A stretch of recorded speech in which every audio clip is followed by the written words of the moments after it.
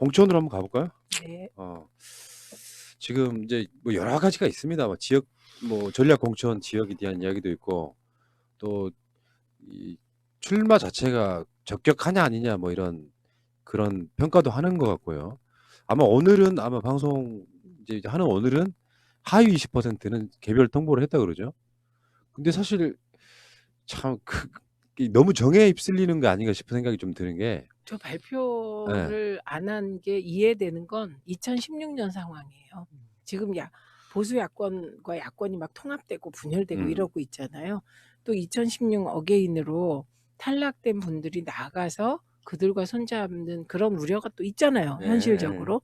그래서 그 부분은 이해가 가는데 그 하위 20%를 이렇게 깜깜이로 하면 이게 어떨까? 네, 좀 그런 우려도 있습니다. 그러니까 이분들이 잘못하신 분들은 과감하게 본인들이 음. 쉽지는 않겠지만 뭐 불출마도 하고, 근데 이제 이게 있잖아요. 명절 전에 통보하면 가혹하다 해서 명절 후에 하고, 그것도 이제 비밀로 붙여주고, 그러면 이제 물론 감점이 있긴 하겠지만 이게 국민들 입장에서는 좀 그런 게 아닌가 싶은 생각이 들고요. 지금 논란으로 한번 근데 이게 바로, 본선 때는 무조건 음. 알려지거든요. 경선이 끝나고 그러네요. 그분이 되든 안 예, 되든 예, 무조건 예, 알려지게 돼 예, 예. 있어요. 그랬을 때 결국은 피해는 지지자들이나 유권자들이 보게 될 텐데 그게 걱정입니다. 예. 그러니까 20%에 해당된 분인데 신인을 이길 수가 있죠. 그렇죠. 인지도 이길 수 때문에. 있습니다. 예. 그런데 50% 우리 경선할 때 50% 당원 경선 있잖아요. 네네. 그러니까 그 당원들께서 잘 판단하시겠죠. 예. 왜냐하면 일반 시민들은 50% 이제 경선 여론조사 참여하시는데 잘 모르실 수도 있잖아요. 예, 그래서 인지도가 높은 현역 의원이 좀 유리할 수도 있습니다. 굉장히 그런데 유리하죠. 당원들께서는 잘 아시거든요. 네트워크가 되어 있기 때문에. 음. 그래서 잘 판단하시리라고 생각합니다. 그중에서 오늘의 핵심은 아마 이슈는 김우겸 전 대변인하고 정봉주 의원. 근데 지금 이제 김우겸부터 한번 하나씩 풀어볼까요? 김우겸 대변인에 대해서는 이제 아직도 정확히 말하면은 판단 보류인 것 같아요. 일단은. 판단 보류라기보다도 본인이 좀 정리할 수 있는 시간적 여유를 주는 것 아닌가. 저는 이렇게 읽혀지던데. 그러니까 이게 정치라는 게 특히 선거 시기가 다가오면 아주 작은 문제도 눈덩이처럼 부풀려서 상대방에 의해서 마타도어가 되잖아요.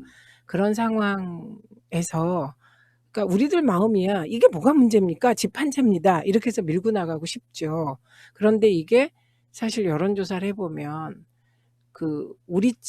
우리 지지자들도 일부가 좀 문제 제기를 한다고 합니다. 예, 그러니까 당은 걱정이 많을 거예요. 실제로 그 여론조사를 해보면 김우겸 대변인이 꽤 많이 나오는 것 같아요. 그 이제 경선 여론조사인데 군산에서. 예, 군산에 되게 많이 나오는데 여기 이제 그런 거 아니에요? 지도부의 판단은 전국 선거에 영향을 준다는 거잖아요. 그렇죠. 수도권 특히. 수도권에 영향을 많이 준다고 합니다. 그래서 이런 부분은 참 근데 이제 지지자들이 좀 가슴 안타까워하는 아픈 부분은 일이죠. 민주당이 너무 양보한다. 그러니까 그런 생각하시는 분들이 꽤 많아요. 그 열심히 노력한 사람인데 뭔가 이유 때문에 출마 못하게 하는 것 자체. 차라리 경선이라도 한번 붙여보면 어떨까. 뭐 이렇게 생각하시는 분들이 꽤 많이 있는 것 같습니다. 근데 김우겸 대변인 같은 경우는 부동산 투기가 아니라는데 예를 들면 이런 건 있는 것 같아요. 처음에 프레임에서 그 고정된 프레임을 빠져나오려고 하니까 이렇게 힘든 거예요. 처음에 그 사건들이 터졌을 때 프레임 자체를 그런 식으로 부동산 투기한 사람으로 몰고 가버리는, 그걸 지금까지도 지금 벗지를 못하고 있는 이런 케이스가 아닌가 싶어요. 그러니까 어쨌든 이건 개인적으로는 되게 안타까운 일이라고 생각합니다. 그리고 이게 선거 시기가 아니고 뭐 이분이 문재인 정부의 핵심이 아니라면 안 겪어도 될 일이죠. 그렇죠. 네. 그러니까요. 그러니까 문재인 대통령 주변에 있는 사람들은 더 큰 도덕성을 요구받고 참 그런 것 그게 마음에 안 같습니다. 든단 말이에요. 그냥 그러니까 저는 이랬으면 좋겠어요. 제 개인적인 생각으로는 어쨌건 경선해라. 그래서 경선에 살아 돌아오면 마음에 안 들어도 공천해야죠. 있는 그대로 우리 재산을 갖고 그 재산만큼 내놓을 수밖에 없는 건데, 너무 인위성이 많이 들어가면요 당연히 불평하는 사람들이 나올 수밖에 없는 상태 아니겠습니까? 저는 그렇게 봅니다. 그게 이제 그 생각을 존중합니다. 그리고 또한 민주당 지도부의 고뇌도 저는 존중합니다. 예. 자, 그리고 정봉주 의원요. 정봉주 의원은 지금 정봉주 의원 일단 페이스북 한번 볼까요? 오늘 올라온 페이스북인데 입장을 분명히 밝힙니다. 당 일각과 일부 언론에서 보도되고 있는 내용은 사실과 다릅니다. 저는 당 지도부로부터 불출마를 통보받은 일이 전혀 없습니다. 당원이 출마의 의사를 밝히고 출마의 절차를 밟는 것은 정당한 민주적 권리이자 헌법적 권리이기도 합니다. 혹여 통보할 의사가 있더라도 개인의 출마를 제한하는 것은 합리적이고 상식적인 판단이 아닌 것으로 보입니다. 근거 없는 악성 누모의 근원을 밝혀내겠습니다.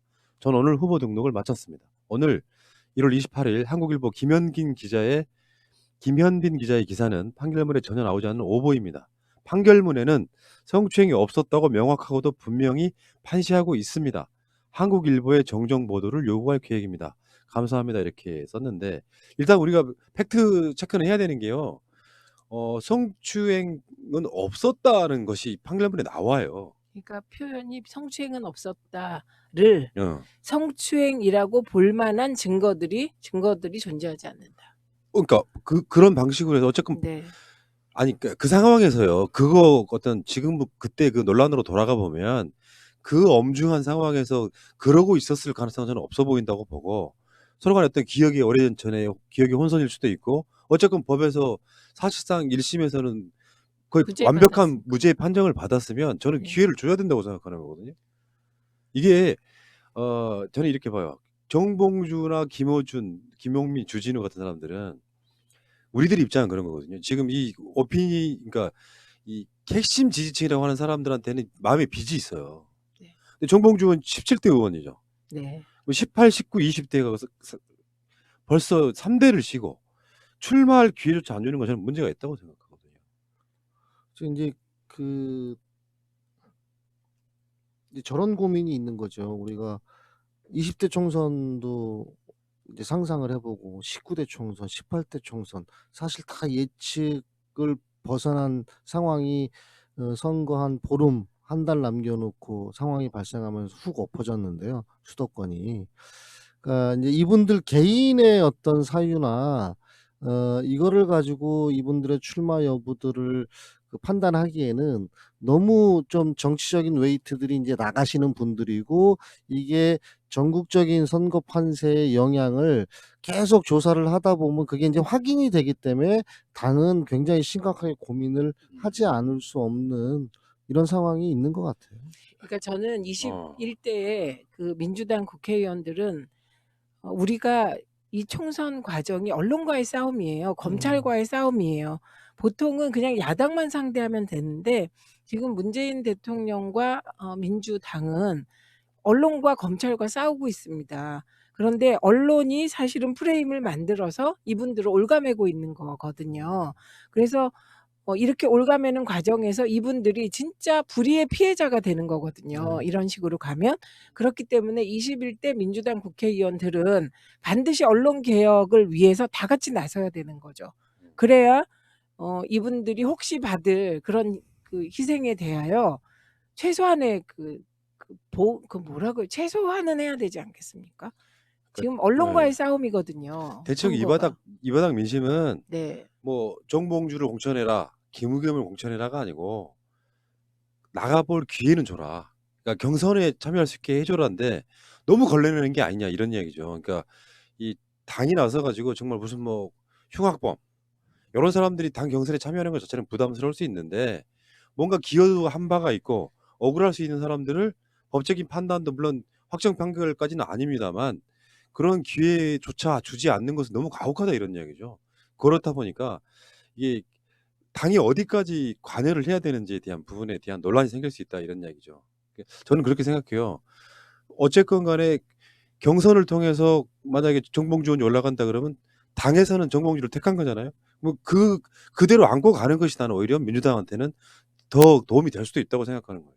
아니 저는 그 의견을 존중해요. 그런데 지금 이 시점에서 수없이 많은 여론조사 결과와 좀 더 광범위한 의견을 듣는 지도부가 사실 마음은 우리랑 똑같을 거라고 그렇죠. 생각을 해요. 그런데 지도부는 만약에 이게 선거에서 저들이 악재로 흔들면 사실 본인도 더 힘들어지고 지도부도 힘들어질 것 같긴 합니다. 그래서 마음은 푸나님과 같으나 그렇지, 그렇다고 그렇지. 예. 지도부의 고뇌 찬 예. 결단을 비판할 수는 없어요, 저는. 그러니까 근데 예, 그러니까 이 음, 상황은 그런 거죠. 저 같은 네, 경우는 일반 지지자들의 심정을 대변하는 네. 거고, 두 분은 당 지도부의 상황을 좀 이해를 하려고 노력하시는 거고, 마음은 똑같을 거라고 생각해요. 괴로운 거죠. 이제 저희들은. 괴로워요. 괴롭고 예. 저는 이 두 분이 다 훌륭한 분이라고 생각해요. 특히 정봉주 의원은 진짜 억울할 것 그렇죠. 같아요. 왜냐하면 그 상황이 그 판결문에 그런 것도 나와요. 성추행을 당했다고, 성추행을 하려고 했다고 주장하는 여성의 발언이 바뀌었다. 그래서 이런 경우는 일관돼야지만 인정이 되는데 자꾸 번복이 됐기 때문에 그 신뢰가 좀 떨어진다. 이런 표현도 나오거든요, 판결문에. 좀 정확히 말하면 정봉주 의원 건은 네. 성추행 건이 아니고요. 네. 정확히 말하면 명예훼손에 대한 재판이었어요. 그 재판은 그런데 그 재판이 그런 행동 의혹과 관계가 있기 때문에 그걸 판단해 주신 거예요. 판사가. 그런데 억울하죠. 억울하죠. 두 분 다 지금 이 시점 이 상황에 억울하죠. 나는 이제 진짜 항상 느끼는 건데, 민주당이 프레임에 빠지는 방법 요런 것 같아요. 그러니까 그 초기 대응 잘못해 가지고 그냥 사람들한테 뇌리에 인식이 고정되는 순간 그걸 빠져나오지를 못하는, 가끔씩 그런 게 좀 답답할 때가 있긴 네. 하거든요. 그게 프레임이라는 거죠. 그러니까 전통적인 그 약점 같은 거라고 저는 생각이 들어요. 그러니까 진보가 좀 더 도덕적이어야 한다. 특히 촛불 정부인 문재인 정부는 더 도덕적이어야 한다. 이런 압박을 강하게 하죠. 근데 이걸 우리 지지자들이 하면 흔쾌히 받아들일 것 같은데 이거를 자한당이 하고 언론이 한단 말이죠. 그러면 언론이나 자한당은 조국에 대해서 그렇게 난리치고 표창장으로 뭐 정말 나라를 뒤흔들었는데 나경원 대표의 입시 비리 의혹은 이건 뭐 비교가 안 되는 거. 그렇죠. 참 희한하죠. 그렇죠. 자, 어쨌건 저는 제 개인적인 생각입니다만, 열심히 준비들 하잖아요. 심한 경우는 수년을 기다리잖아요. 제일 억울하실 분은 제가 보기에 우리 최민희 의원님이신데, 기회는 줬으면 좋겠어. 어떻게든 경선이라도 한번 해볼 수 기회를 주고, 그 기회를 통해 가지고 되거나 안 되고 그러면 뒷말이 없을 수가 있잖아요. 네, 푸나님의 그 간절한 마음과 저도 마음이 같습니다. 그러나 예. 예를 들면 지도부는 안 그럴까? 다 가슴 아플 거다. 예, 알겠습니다. 그렇게 자, 생각합니다. 두 분에 대한 이야기 여기 우리가 뭐 더 이상 뭐 하겠어요. 내가 공천관리 뭐 위원장이거나 그러면은 경선해 할 것 같긴 합니다만. 예.